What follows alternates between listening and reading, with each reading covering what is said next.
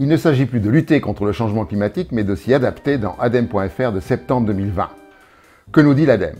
Que le climat se réchauffe de 0,3 degrés par décennie. Le changement climatique est déjà enclenché de manière certaine jusqu'en 2050 en raison de l'inertie climatique.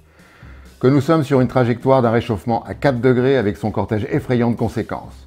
Surmersion des zones côtières lors de grandes marées et de tempêtes, plus d'incendies, davantage de crues de rivières, diminution des ressources en eau, fonte des glaces continue, accélération de la hausse du niveau des mers, limitation des rendements agricoles, déplacement des zones de culture, perturbation du secteur du tourisme, risque de surmortalité due aux canicules, risque de contamination de l'eau, propagation de certaines maladies transportées par des moustiques, etc.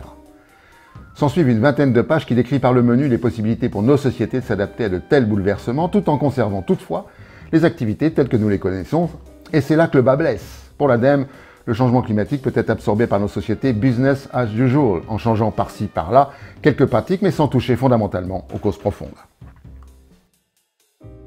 Decathlon est en forme avec un projet de bétonnage de 17 hectares dans la relavelapeste.fr du 2 octobre 2020. Le groupe Muliez prévoit de construire un énorme centre commercial, sport et bien-être, nommé Oxylane, sur 24 hectares à quelques kilomètres de Montpellier. Ces terres fertiles sont exploitées par des agriculteurs. Le groupe Muliez, dans sa grande bonté, laissera aux gueux 3 hectares pour qu'ils puissent jouer aux paysans. Ça fera champêtre dans le décor marchand. Le reste sera bétonné pour accueillir des magasins Truffaut, Decathlon et autres vulgarités. La France importe 20% de denrées alimentaires et chaque seconde, 26 mètres carrés de terres agricoles sont annexés par les affaires. L'état du monde 2020, en chiffres dans adrastia.org, publié le 30 juin 2020. Commençons par quelques données de base. 82% de toute la biomasse sur Terre sont des plantes. 13% de toute la biomasse sur Terre sont des bactéries. 5% de toute la biomasse sur Terre sont des animaux. 0,01% de toute la biomasse sur Terre sont les êtres humains. 13% des créatures vivantes de la Terre sont sous la surface de la Terre. L'humanité ne pèse rien, mais s'avère très fatigante. La demande de l'humanité dépasse la biocapacité de la planète depuis plus de 40 ans. 1,6 Terre serait nécessaire pour répondre aux exigences de l'humanité en matière de ressources naturelles chaque année.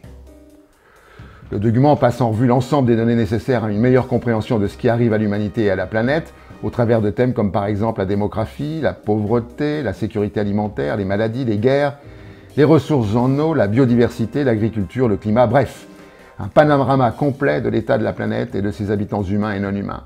Un travail remarquable mené par Aurélia Petri, qui se dit citoyenne lambda et écrivaine. Conclusion avec les derniers chiffres de ce document à propos du réchauffement. À plus 1,5 degré de réchauffement, 4% de la surface terrestre changeront d'écosystème. À plus 2, 13% de la surface de la Terre changeront d'écosystème. À plus 1,5, 9% de la population mondiale sera en situation de péril vital. À plus 2 degrés, 28% de la population mondiale sera en situation de péril vital. Il est indéniable qu'à la lecture de cet ensemble de données, on comprend mieux ce que veut dire le mot solastalgie. 210 milliards de dollars prévus par ExxonMobil pour les énergies carbonées dans cory.sled.fr du 7 octobre 2020. Les gaz à effet de serre, ExxonMobil n'en a rien à faire. Un document interne que s'est procuré Bloomberg indique que le pétrolier compte investir 210 milliards de dollars et accroître de 17% ses émissions annuelles de dioxyde de carbone, soit passer de 122 à 143 millions de tonnes. L'équivalent des rejets d'un pays comme la Grèce ou de 26 centrales à charbon. Selon l'entreprise, le document n'est qu'une approche préalable et ne prend pas en compte certaines des mesures prévues pour limiter l'impact de ces activités sur l'environnement. Nous voilà totalement tranquillisés. La France est devenue un des pays les plus exposés au monde face au dérèglement climatique dans le Parisien.fr du 4 décembre 2019. D'après un rapport publié par l'association allemande Germanwatch, la France figure au 15e rang sur 183 pays des nations les plus exposées au monde aux phénomènes météorologiques extrêmes. Germanwatch a notamment comptabilisé le nombre de morts et les pertes économiques liées à des vagues de chaleur, des ouragans ou des inondations dans pas moins de 183 pays. Et la France serait le 8e pays le plus exposé en termes de nombre de décès pour la période 1999-2018 au regard de sa population totale. Ce pays n'est donc absolument pas préparé à ce qu'annonçait la COP25 de Madrid. Les vagues de chaleur et les inondations qui frappaient jadis une fois par siècle se produisent de plus en plus régulièrement.